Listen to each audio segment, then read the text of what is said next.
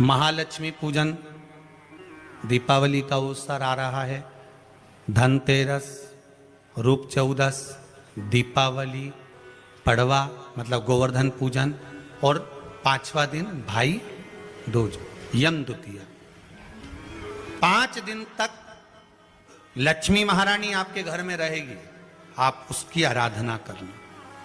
पहले भी कथा में कहा, माता लक्ष्मी को, नारायण को लक्ष्मी किसने दी है? भगवान शिव ने। लक्ष्मी जी तो भगवान शंकर के पास आ रही थी क्योंकि माता ख्याति इनको दे रही थी, पर माता ख्याति से शंकर भगवान ने कहा कि भगवान विष्णु को लक्ष्मी जी दीजिए। जो लक्ष्मी भगवान विष्णु को प्राप्त हो सकती है, क्या लक्ष्मी हमारे घर में नहीं आ सकती? 5 दिवस तक आप माता लक्ष्मी की आराधना करिए, उसको अपने घर में बुलाने का प्रयास करो। श्री शिवाय नमस्तुभ्यम। 5 दिन तक आप भी शंकर का अनुमोदन करो, श्री शिवाय नमस्तुभ्यम बोलो, लक्ष्मी की आराधना करो, घर में काम करते रहो, पपड़िया बनाओ, गुजिया बनाओ, जो बनाना है बनाओ, पर उस शंकर का अनुमोदन कर कर बनाओ और लक्ष्मी जी का अनुमोदन करते रहो, स्मरण करते रहो, जिससे माँ हमारे घर में विराजमान हो। आप लोगों से निवेदन रहेगा, सब दीपावली का पर्व बड़े धूमधाम से मनाना। दीपावली के पूजन का ज्यादा बड़ा रूप में तो हम विस्तार वर्णन नहीं करेंगे। कमाई में भगवान से प्रार्थना करना कि धन आए तो अभिमान मत आने देना,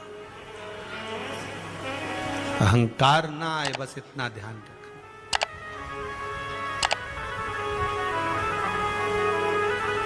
लाल चंदन का जो जल होता है, ये व्यक्ति के जीवन में जो धन कहीं रुक गया, अटक गया, नहीं दे रहा, बेलपत्री के वृक्ष के नीचे, जड़ के नीचे सींचन करने से वो प्राप्त होता है। अथर्ववेद में छंदो ज्ञान उपनिषद में, दोनों में, अथर्ववेद में भी वर्णन है और महाराज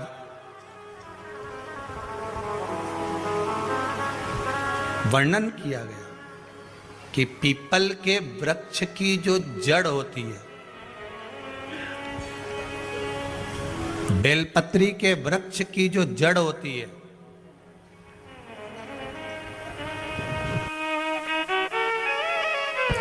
और आंवले के वृक्ष की जो जड़ होती है, इसके नीचे स्वर्ग का निवास होता है। किसका निवास है? स्वर्ग का निवास है।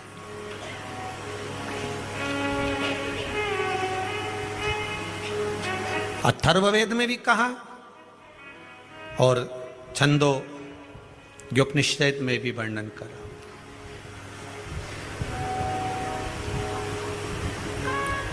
एक पीपल, एक बेलपत्र, एक आंवला, इनके जो जड़ है, वो जड़ के नीचे स्वर्ग का निवास। ये जहां लगे,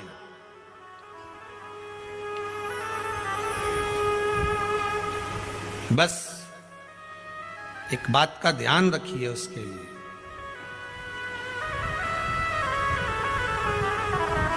कि जहां पर ये वृक्ष होता है और उस वृक्ष के नीचे बैठकर हम जब किस जल का सींचन कर रहे हैं, जैसे अभी आपको कहा था कि जल में अगर लाल चंदन मिला हो और आप बेलपत्री के जड़ में सींचन कर रहे हैं तो लक्ष्मी की आवक बढ़ेगी।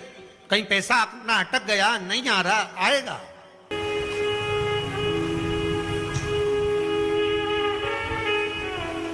पीपल की जड़ में इत्र का जल, पीपल की जो जड़ होती है उसमें इत्र का पानी, थोड़ा सा जल, उसमें थोड़ा सा इत्र का भाग हो महाराज, और आप भगवान पीपल देव, पिपलेश्वर महादेव का स्मरण कर कर पीपल की जड़ में अगर जल चढ़ा रहे हैं, और मान लो शरीर में कोई कष्ट हो गया है, शरीर में कोई रोग हो गया है, कोई मालूम पड़े ये हाथ 4 दिन से दुख रहा है या 4 दिन से ये नस दब गई है या ये कमर दब रही है, तो आप 2-4 दिन कर देखो। कलश के अंदर जल, जल में इत्र का थोड़ा सा भाग, पीपल की जड़ के नीचे आप उसका सींचन करिए पिपलेश्वर महादेव के नाम से। उस जल को थोड़ा सा भाग लेकर आ जाओ उसी में से जो चढ़ाया है, और उस स्थान पर जहां कष्ट है उसको लगाना प्रारंभ करिए। 2 दिन 3 दिन कर देखो। प्रैक्टिकल करने में क्या जाता है? सीवर वाला महाराज झूठ बोल रहा हो तो प्रैक्टिकल करने में क्या जाए, अपने करते रहो। जिन जिन ने प्रैक्टिकल करे उनका रिजल्ट यहां सामने है, जिन जिन ने करे। और अभी और पत्र देगा पढ़ने के लिए, हो अभी कहीं का भजन आएगा जब देख लेंगे। करते रहो। तीसरा, महाराज आंवले के वृक्ष की जड़। आंवले के वृक्ष की जो जड़ होती है, इसके नीचे शिव महापुराण की कथा कहती है, विष्णु पुराण कहती है, स्कंद पुराण कहती है महाराज कि भगवान नारायण स्वयं इस जड़ के नीचे अपना विश्राम करते हैं महाराज। इस जड़ के नीचे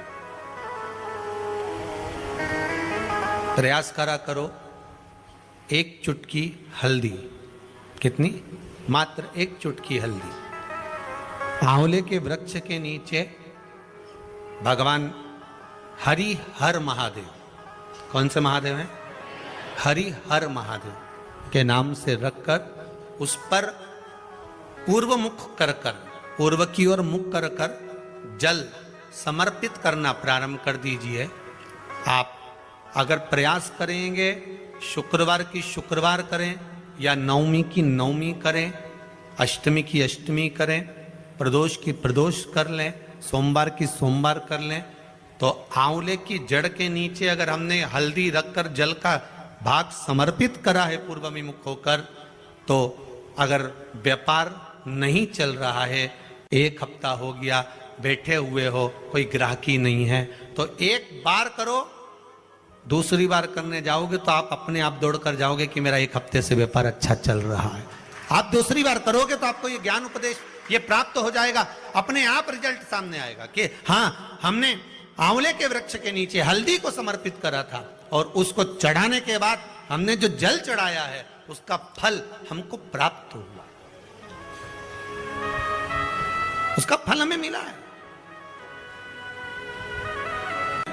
अगर कहीं अशांति का अनुभव होता है, मन को शांति नहीं रहती, बार बार ऐसा लगता है कि रोना आ रहा है, कुछ घर में अच्छा नहीं लग रहा, कहीं आंख फटक रही है, कहीं कोई पड़क रहा है, तो कभी ऐसा लगे, एक सफेद फूल पुष्प कुंदकेश्वर महादेव के नाम से अपने घर में से लेकर घुमाकर शिव जी को समर्पित कर कर आ जाओ।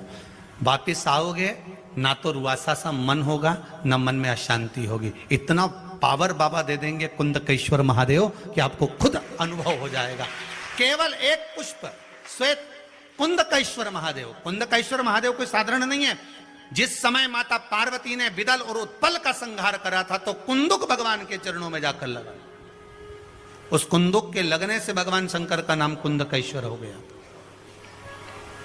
भगवान शिव ओघड़दानी, त्रिकालदर्शी, कैलाशी, अविनाशी भगवान शिव के अन्य अवतारों का वर्णन है। फिर आगे जो चरित्र कहा गया है, भगवान के 12 ज्योतिर्लिंग का स्मरण कराया गया। महाराज एक बात ध्यान रखिएगा,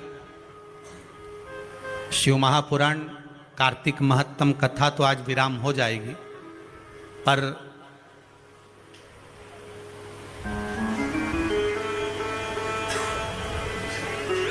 महालक्ष्मी पूजन, दीपावली का अवसर आ रहा है, धनतेरस, रूप चौदस, दीपावली, पड़वा मतलब गोवर्धन पूजन, और उसका फल हमें मिलेगा। कोई भी क्रम करे, हम फिर कहेंगे, फिर निवेदन करेंगे, कुआं खोदो, एक जगह खोदो, पानी निकलेगा। कभी यहां भटक गए, कभी वहां भटक गए, थोड़े दिन यहां आ गए, थोड़े दिन कहीं दूसरी जगह चले गए, फिर तीसरी जगह चले गए, चौथी जगह चले गए, भटक रहे। अब बाबा से विनती करना, अब नहीं भटकूंगी चाहे कुछ भी हो जाए। बहुत भटक ली, सारी दुनिया में जाकर घूमी आई, सबसे निवेदन कर कर आ गई, अब मेरे बस की नहीं बची, अब तो तेरा दरबार है और तेरा भजन है, इसके सिवाय कुछ नहीं करूं। श्री शिवाय नमस्तुभ्यं, श्री शिवाय नमस्तुभ्यं, श्री शिवाय नमस्तुभ्यं, श्री शिवाय नमस्तुभ्यं, इसके सिवाय कुछ नहीं करूं।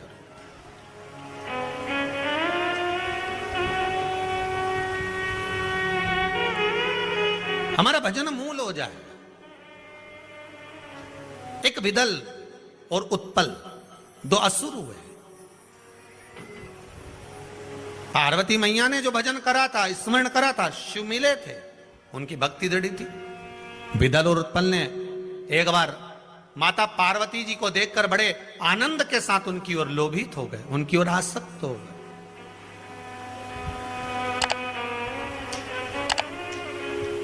जो जो राक्षस, जो जो असुर भगवान की ओर लोभित हुआ, भगवान ने उसका कल्याण कर दिया।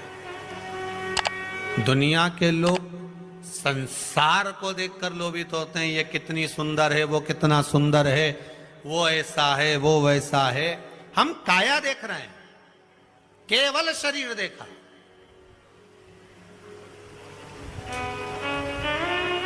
आधे से ज्यादा रिश्ते तो ये काया के चक्कर में गड़बड़ हो गए। लड़का अच्छा है ऐसा, लड़की बहुत बढ़िया है, दिखने में तो कई जोरदार। अब पहले का समय, आज का समय, पहले के जमाने में सूरत नहीं देखते थे, चरण देखते थे। आज के जमाने में चरण नहीं देखते, सूरत देखते। फिर वही वाली बात आ गई, किस कलर के कपड़े पहनूं कि भगवान मुझे मिल जाए। शिव महापुराण की कथा कहती है, कपड़ा बदलने से परमात्मा नहीं मिलता, कलेजा बदलने से भगवान तुम्हारे सामने आकर खड़ा हो जाता है। कलेजा बदलना, कपड़ा बदलते बदलते तो जिंदगी निकल जाएगी, भगवान नहीं मिलेगा।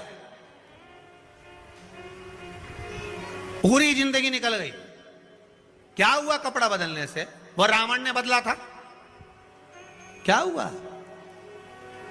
कपड़ा बदलने से भगवान ने।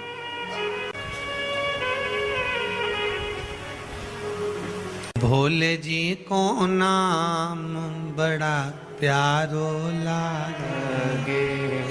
आप जिस स्थान पर, जिस जगह पर, जिस भूमि पर, जिस क्षेत्र में जहां निवास करो, भगवान की अविरल भक्ति में डूबे रहो। महाराज उन कथा कहते हैं और आप कथा कहते हो। कई महाराज कथा के और इतना आराम से ऐसा ऐसा बोले, उन्हें भगत लोग उनकी आंख में से आंसू झड़ता फिरे, सब रोए बेचारा उन बैठ बैठ के। और तुम्हारी कथा में बापड़ा एक नहीं रोए दिन भर, बट हे करे।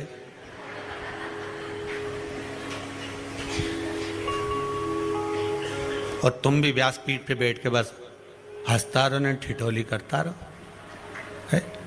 तुम्हारी भी आंख मांख में आंसू नहीं आए, और बाकी का महाराजन तो कथा के नहीं बापड़ा सब झड़ता फिरे।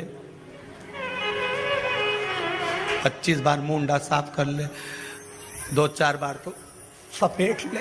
अब तुम तो, तुम्हारी संपटनी पड़ेगी, तुम सब ठिठोली, सब हंसे और तुम भी हंसो। अरे भैया, पूरे ब्रज में घूम लेना, पूरे ब्रज में घूम लेना, और एक बार ब्रज में घूमने के बाद में नंदगांव जाना, गोकुल जाना। कौन कौन गया इधर हाथ उठाओ। जम के हंसो। अब उस समय पे तुम्हें हंसी आती है, पर नहीं, पर तुम्हें हंसना पड़ता। बोलो सही है कि गलत है? क्यों हंसाते हैं नंदगांव में, क्यों हंसाते हैं गोकुल में, क्यों हंसाते हैं ठाकुर जी के सामने? क्योंकि वो ब्रजवासियों को मालूम है पूरी शिवाय नमस्तुभ्यम, श्री शिवाय नमस्तुभ्यम, श्री शिवाय नमस्तुभ्यम। आप सभी को दीपावली की बहुत बहुत शुभकामनाएं।